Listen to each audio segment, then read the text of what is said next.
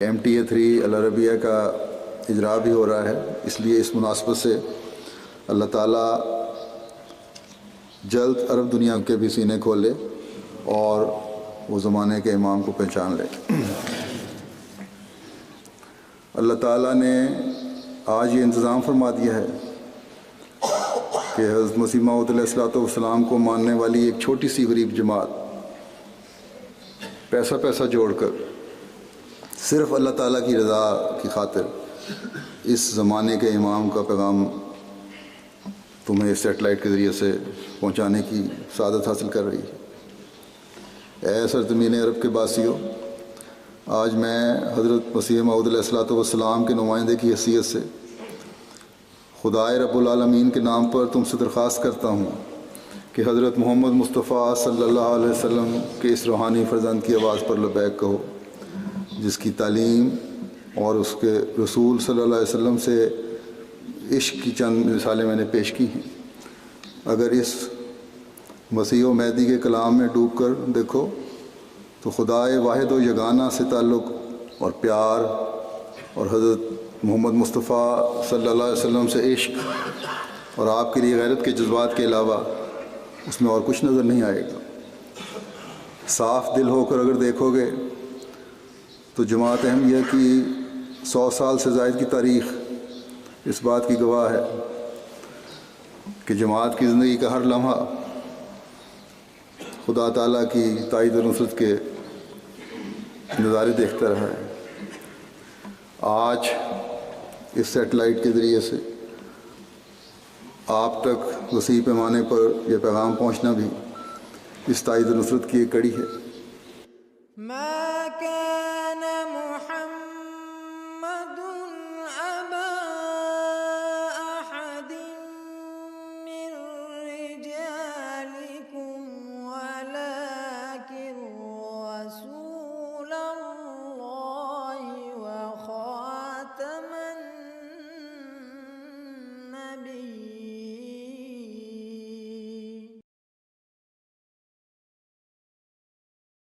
بسم الله الرحمن الرحيم. الإخوة والأخوات العرب، السلام عليكم ورحمة الله وبركاته. لقد سألتني إدارة قناتنا الفضائية MTA العربية رسالة على مرور 15 سنة على تأسيسها. إن رسالتي بهذه المناسبة هي أنه قد مرت اليوم على تأسيس MTA العربية 15 سنة بفضل الله تعالى، وقد رأينا وعد الله تعالى بالمسيح الموعود عليه السلام القائل: سأبلغ دعوتك إلى أقصى أنحاء الأرضين، متحققا بحق الإخوة العرب أيضا، إذ قد وفقنا الله تعالى بتأسيس MTA العربية، وإن نتائجها بعيدة المدى والمشجعة جدا ظاهرة للعيان بفضل الله تعالى. كانت MTA ثمرة الأسباب التي قدرها الله تعالى لنشر الإسلام في هذا الزمان بصورة منقطعة النظير، ولقد بشرنا المسيح الموعود عليه السلام بهذه الوسائل الحديثة لتبليغ دعوة الإسلام، وأخبرنا كيف أنها سخرت له ولتبليغ دعوته، فقال عليه السلام: كما أن الله سبحانه وتعالى قد سخر عناصر الأرض وكل ما فيها من اكتشافات حديثة وغيرها لسد الحاجات المادية دون الاستعانة بالأسباب المعروفة، وسير القطارات التي هي أسرع بكثير من الأحصنة والخيول، كذلك سيستخدم ملائكة السماء دون وساطة الأيدي الإنسانية لسد الحاجات الروحانية. ستظهر الآيات السماوية الجليلة، وتظهر البروق الكثيرة التي ستنفتح بها العيون الكثيرة. عندئذ سيفهم الناس أن الذين اتخذوا أناسا وأشياء أخرى آلهة من دون الله كانوا خاطئين. انتظروا بصبر، فإن الله غيور لتوحيده أكثر منكم، وانشغلوا في الدعاء، وحذار أن تكتبوا مع العصاة. أيها الجياع للحق والعطش له، اسمعوا، إن هذه الأيام قد وعد بها منذ البدء، فلن يطيل الله هذه الأمور، فكما تعلمون أنه إذا وضع مصباح على منارة عالية فإن ضوءه ينتشر إلى مكان بعيد، أو حين يلمع البرق في السماء تنار به جميع الجهات، كذلك سيحدث في هذه الأيام. لقد هيأ الله سبحانه وتعالى جميع الوسائل على الأرض لتتحقق نبوءة نشر دعوة المسيح في العالم كالبرق وانتشارها في الجهات الأربع، مثل ضوء مصباح موضوع على منارة عالية. وقال عليه السلام في كلمات تتضمن إشارات خفية إلهامية حول مسألة نزول المسيح الموعود عند منارة بيضاء شرقي دمشق. ففي لفظ المنارة في زمن المسيح الموعود إشارة إلى أن نوره وصوته سينتشر في العالم سريعا، وهذه الأمور لن تتسنى لأي نبي آخر. وقد ورد في الإنجيل أن المسيح سيأتي في زمن كما يبرق البرق في طرف من السماء وينير الأطراف كلها في لمح البصر. هذه أيضا إشارة إلى الأمر نفسه، فما دام المسيح قد جاء لتنوير العالم كله، لذا فقد هيأت له الأسباب كلها سلفا. لم يأتي لسفك الدماء، بل جاء برسالة الصلح للعالم كله.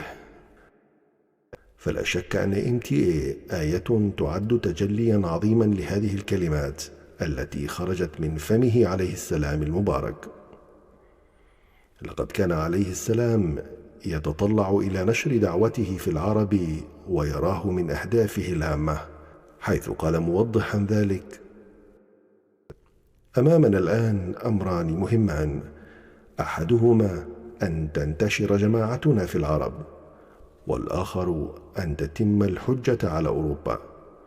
أما نشر الجماعة في العرب فلكونهم أصحاب الحق الأول، ولعل العدد الأكبر منهم لا يعلمون بعد أن الله تعالى قد أقام هذه الجماعة، فمن واجبنا تبليغهم الدعوة، ومن المعصية ألا نبلغهم.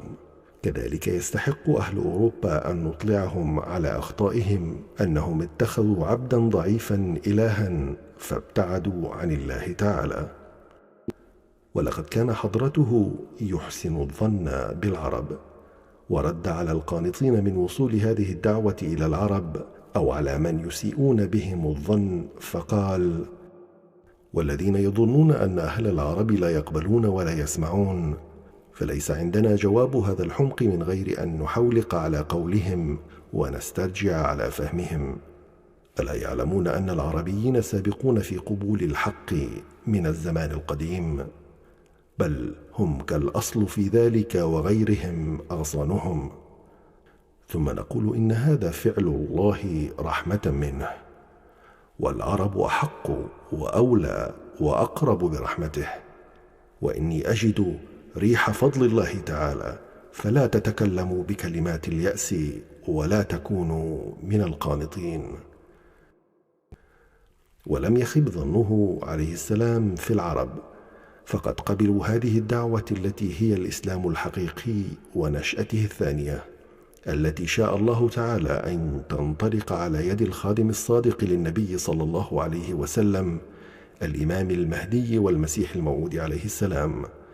وبذلك تحقق ولا يزال يتحقق الوعد الإلهي مع المسيح الموعود عليه السلام في الإلهامين: يصلون عليك صلحاء العرب وأبدال الشام، ويدعون لك أبدال الشام وعباد الله من العرب. الله أكبر كبيرا، والحمد لله كثيرا. نزل المهدي فينا، مرحبا شمس الزمان، فالحمد لله على ذلك. وأخيرا أود أن أخاطب العرب ببعض كلمات المسيح الموعود عليه السلام وأقول: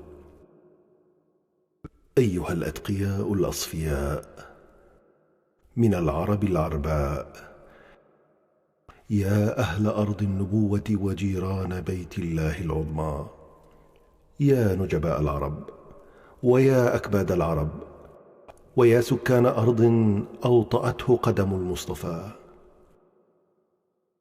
استفيدوا من هذه المائدة الروحانية المقامة 24 ساعة يوميا، وارووا غليلكم بهذا الشراب الروحي الذي جاء به المسيح الموعود والخادم الصادق للنبي صلى الله عليه وسلم.